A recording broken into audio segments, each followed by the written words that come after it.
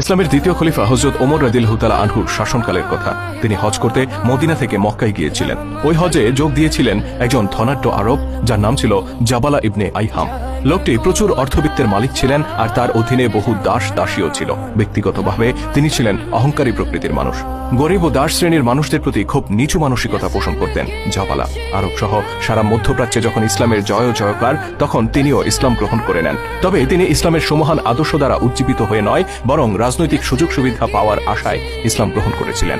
হজের আনুষ্ঠানিকতা চলাকালে জাবালা ইবনে আইহাম কাবা ঘর প্রদক্ষিণ করছিলেন। তার পরনে ছিল মূল্যবান ইহরামের চাদর। চাদরটির একটি অংশ মাটিতে গড়াগড়ি খাচ্ছিল। হঠাৎ চাদরের এক কোণে একজন দরিদ্র আরব বেদুইনের পা পড়ে যায়, আর চাদরটিতে টান লেগে তা জাবালার কাঁধ থেকে নিচে পড়ে যায়। আমরা আগেই বলেছি, জাবালা ইসলামের আদর্শ দ্বারা অনুপ্রাণিত ছিলেন না। তিনি নিজের মূল্যবান চাদরে একজন দরিদ্র বেদুইনের পা পড়ায় ক্রোধে অগ্নিশর্মা হয়ে ওঠেন। লোকটিকে কোনো কথা বলার সুযোগ না দিয়ে তিনি তার গালে সজোরে থাপ্পড় বসিয়ে দেন আর খুব বাজেভাবে তাকে অপমান করেন।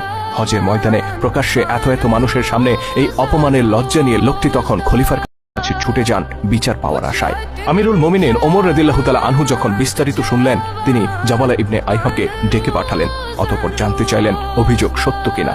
জাবালা অকপটে ঘটনার সত্যতা স্বীকার করে নেন। তিনি বলেন, এই বাজিটা আমার চাদর পদদলিত করে আমাকে আল্লাহর ঘরের সামনে প্রায় উলঙ্গ করে দিয়েছিল। খলিফা বলেন, তিনি তো এই কাজ ইচ্ছে করে করেননি, তিনি অসতর্কভাবে তোমার চাদরে পা দিয়েছিলেন। জাবালার কণ্ঠে তখন ফুটে ওঠে জাহিলি যুগের অহংকার। তিনি বলেন, তাতে কি, সতর্ক কিংবা অসতর্ক, যে অবস্থাতেই সে আমার চাদরে পা দিক না কেন, তাকে এর শাস্তি পেতেই হতো। কাবা চত্বরে রক্তপাত নিষিদ্ধ, যে কারণে আমি নিজের ক্রোধকে সংবরণ করেছি। নয়তো আমি তাকে থাপ্পড় দিয়ে ছেড়ে দিতাম না, বরং হত্যাই করে ফেলতাম। জাবালা ইবনে আইহাম ছিলেন একজন প্রভাবশালী ব্যক্তি। হযরত ওমর রাদিয়াল্লাহু তাআলা আনহুর সাথে তার সম্পর্ক বেশ পুরনো। অন্যদিকে বেদুইন লোকটি ছিল হতদরিদ্র।